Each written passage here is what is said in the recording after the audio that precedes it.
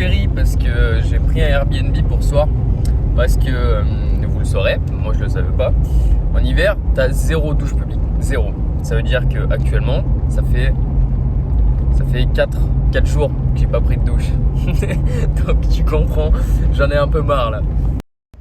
Bon, bah voilà, je suis à bord du ferry, mon deuxième ferry. Attends, mais là. Et c'est incroyable, c'est super beau. Je suis même pas sûr si je suis dans le bon ferry, mais on va vite le voir, hein.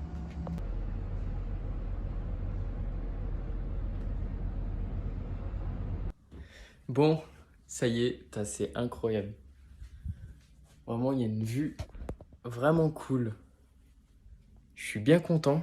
Et puis comme ça, je vais pouvoir passer une nuit tranquille. Je vais pouvoir bosser sur la vidéo tranquille parce que là, hier dans le 4x4, je m'y étais mis, mais ouais, j'avais perte de motive. Fallait... Là, je vais aller prendre une douche là maintenant en fait.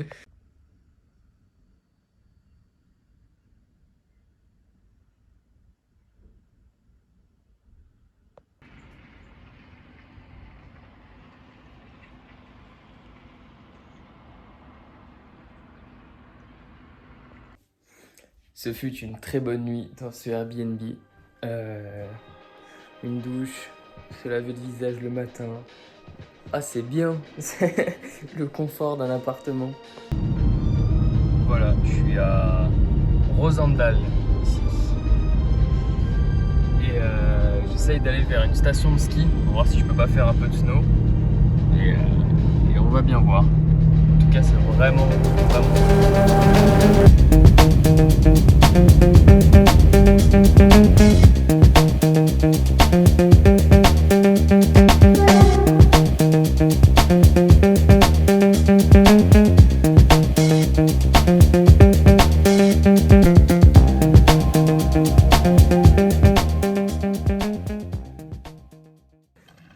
Bon, on est dans la station de ski de je sais plus où, je vous la retrouverai de toute façon. Ce qui s'est passé, c'est qu'en gros, je suis arrivé en bas et je vois les gens qui payent avec des cartes sur un terminal. Je me dis, c'est bon, de toute façon, je me pose pas trop la question. Je me dis, on peut payer en carte, tu vois. Et en fait, j'arrive là-bas, le mec il me parle en norvégien, donc je lui dis, oh, je suis désolé, mais enfin, je suis français, machin, je comprends pas. Il me dit, ouais, mais t'inquiète pas et tout ça. Il me dit, il m'explique 2-3 trucs. Je vais pour payer avec ma carte. Et il me dit, non, mais on prend pas les cartes de crédit. Je fais, ah merde. Et il me dit, faut un casque obligatoire. Et moi, j'avais pas de casque. Je dis, ah bon, je dis, tant pis, hein, c'est pas grave, je skierai pas. Et en fait, il part comme ça. Puis je sais pas trop pourquoi. Et puis en plus, moi, je suis resté, tu vois. Hop, il revient avec un casque. Il me donne le casque. Et puis je lui dis, c'est gentil, mais je fais comment et tout ça pour retirer et tout ça. Il me dit non mais t'inquiète pas, ça ira pour aujourd'hui et tout ça. Donc il m'a offert le forfait de ski dans cette magnifique petite station. Et je suis vraiment content. Je vous laisse admirer ce paysage de taré. Et moi je vais essayer de monter là-haut. Je sais pas si tu vois les traces. Je vais essayer d'aller par là-bas. Histoire de taper vraiment le meilleur freeride de ma vie quoi. Bon. J'ai grimpé tout ça là, mais je suis pas fou. Il y a des gens qui montent là-haut, il y a un chemin qui monte tout en haut, mais moi jamais de la vie je fais ça. Jamais. Enfin, peut-être déjà avec des bonnes chaussures, parce qu'elles sont 10 fois trop petites celles-là. Et bon, en tout cas, la vue, elle est clairement incroyable. Le tout maintenant, ça va être de redescendre. Je sais pas trop par où je vais passer, de toute façon je vais essayer de me faire un chemin. Ça va être incroyable. J'ai trop le seum de plus avoir mes GoPro pour pouvoir... si j'avais un harnais là, j'aurais pu filmer. Mais non. Donc je vais faire la descente et puis je vous filmerai, je vous reprendrai une fois que je serai en bas quoi. Bon, super journée aujourd'hui de ski, vraiment, mais super journée. Ça faisait super longtemps que j'avais pas passé une bonne journée au ski comme ça, je me suis pas fait mal. J'étais tranquille, j'étais à mon rythme. Je me suis fait un pote, trop gentil, mais franchement c'est un truc de fou. Tu peux rien refuser, ils sont tous trop gentils, il y a tout le monde qui vient te voir pour te parler, c'est trop cool, franchement c'est trop bien. Et du coup, j'avais quelque chose à vous dire depuis le début, que maintenant là je suis comme un con. C'est que pour ceux qui savent pas ce que c'est, je vais vous le dire. Pour ceux qui savent ce que c'est, ils sont déjà en train de rigoler. Et ben faut que je remonte mon arbre de transmission de devant. Bon ça y est, j'ai fini de remonter mon arbre de transmission.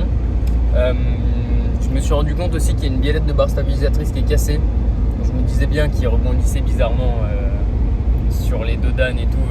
J'avais bien senti qu'il y avait quelque chose. Mais j'aurais pas cru que la biellette elle aurait cassé quoi. Et donc là on est reparti.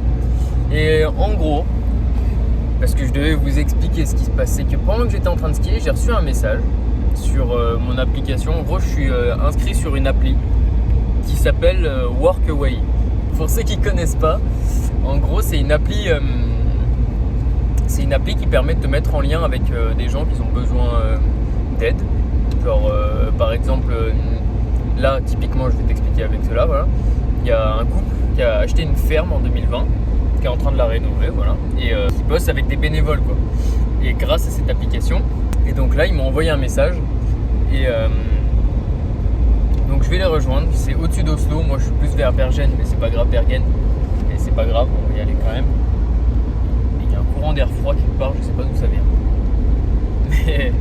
Mais voilà, donc là j'ai 7 heures de route. Je sais pas si je vais tout faire ce soir, je pense pas, mais voilà, c'est parti.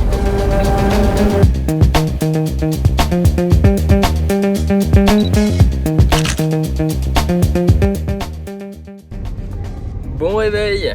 Aujourd'hui, c'était avec moins 19 que j'ai ouvert les yeux.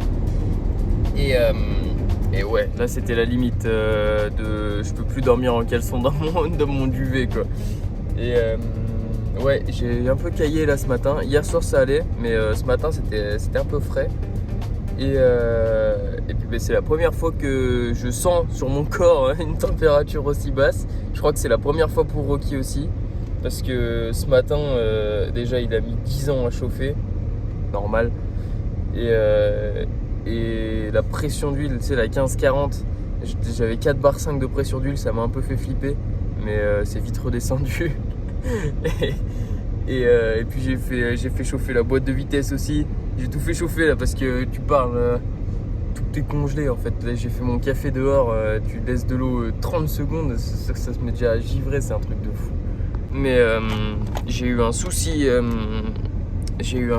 avec les feux sur Rocky.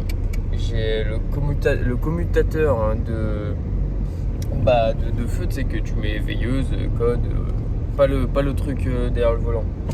Ça. Et ça en fait c'est une maladie récurrente sur les grands Cherokee. En gros les pleins feux, voilà, je suis dans le noir, j'ai juste les veilleuses quoi. Et voilà, je sais pas si vous avez entendu, ça a fait tic, je vais m'arrêter tout de suite. Ça a fait tic en fait et ça se remet et voilà.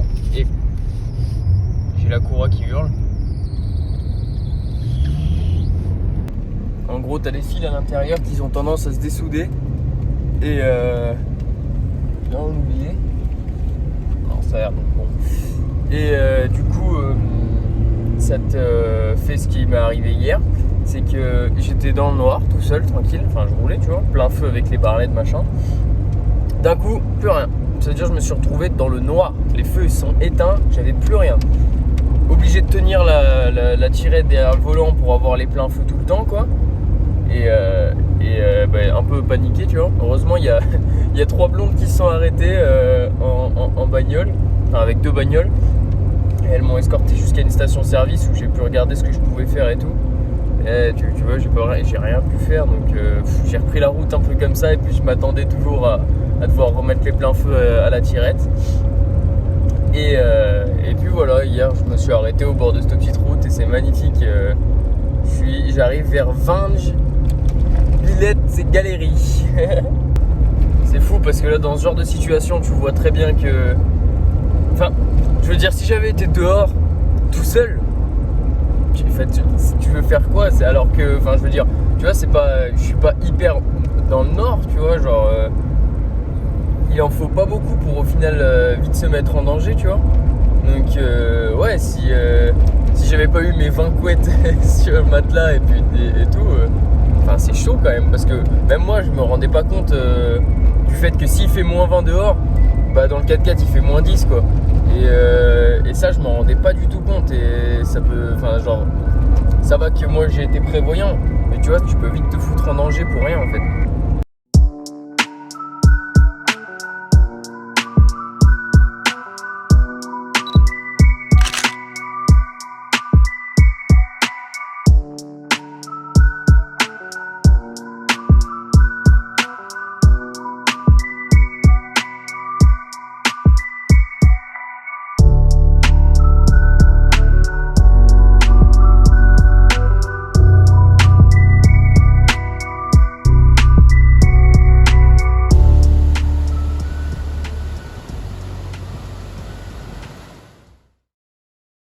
Oh shit, here we go again. Bon, et bah c'est pas la courroie qui a cassé, c'est la poulie dampeur. J'ai la poulie dampeur qui est cassée, je suis dans un tunnel. J'espère que je vais pas devoir payer une dépanneuse parce que là je suis un peu dans la merde là. Bon, et ben là comme tu peux le voir, je suis dans les trucs de SOS. Là il y a la police militaire qui est là, norvégienne. Je suis à Oslo et j'ai la poulie dampeur qui est cassée, donc pas bon quoi. Ça veut dire que là j'ai plus de direction assistée, j'ai plus de pompe à vide, donc ça veut dire que j'ai plus d'aide d'assistance au freinage, j'ai plus rien. Là il y a plus d'alternateur. Je sais pas trop comment je vais m'en sortir là pour le moment, mais parce que si je dois payer une dépanneuse, c'est la merde quoi. On va reprendre ce qui s'est passé. Parce que là, dans la dernière image, j'étais en mode ah merde. Si je l'aurais payé, j'aurais, oui, peut-être bien, mais heureusement que je suis bien assuré. Alors, ce qui s'est passé, c'est que, en gros, quand je suis tombé en panne, j'ai la dépanneuse qui est arrivée, direct, après les flics. Ok, c'est vraiment la première fois de ma vie que je suis sur une dépanneuse, ça fait extrêmement bizarre. Et elle m'a déposé en endroit assez proche pour pas que j'ai trop de frais de dépanneuse à payer. Parce qu'en gros, mon hôte, il a envoyé un de ses amis d'Oslo pour venir me chercher, me remorquer jusqu'à chez lui. Et en gros, j'ai passé la première nuit chez lui. Ensuite, je suis allé voir dans un garage ce matin. Je suis allé voir dans un premier garage type Nord Auto en France. Forcément, tu sais, c'est un peu commercial, machin, donc ils ont pas trop voulu me prendre. Pas voulu m'aider en tout cas, ils m'ont dit bah t'attends et puis c'est tout quoi. Et je suis allé dans un autre garage, des Pakistanais, ils étaient vraiment trop sympas. Et du coup, ensemble, on a cherché une solution, on a cherché la pièce, on a cherché dans des casses, on a cherché tous ces fournisseurs, on a dû faire une trentaine de sites et tout. Et on n'a rien trouvé. Donc, on a commandé la pièce directement chez Jeep. Au moins comme ça, au moins comme ça, je suis sûr de ce que j'ai, déjà pour commencer. Même si elle m'a coûté 200 balles. Mais bon, qu'est-ce que tu veux, faut bien repartir. Hein. Et du coup, là, pour le moment, AXA m'a payé cette petite chambre dans Oslo, au centre. Je suis bien content et je vais y rester du coup jusqu'à jeudi. Et on est lundi. En tout cas, j'espère que ce deuxième épisode de Rocky's Road t'aura plu autant que le premier en tout cas. Nous, normalement, on se retrouve dans le prochain épisode quand Rocky sera réparé, qu'on pourra prendre la direction de Bruvol, comme tu veux, pour aller aider dans cette petite ferme. Et ouais, j'ai hâte. Et puis, je suis content de partager ça avec vous sur Internet et de faire des montages comme ça avec un PC qui a l'âge de Rocky. Mais bon, on se débrouille comme on peut. Enfin bref, c'était Rocky's Road pour le deuxième épisode du Northturn. Et je te redis à la prochaine. Allez, salut.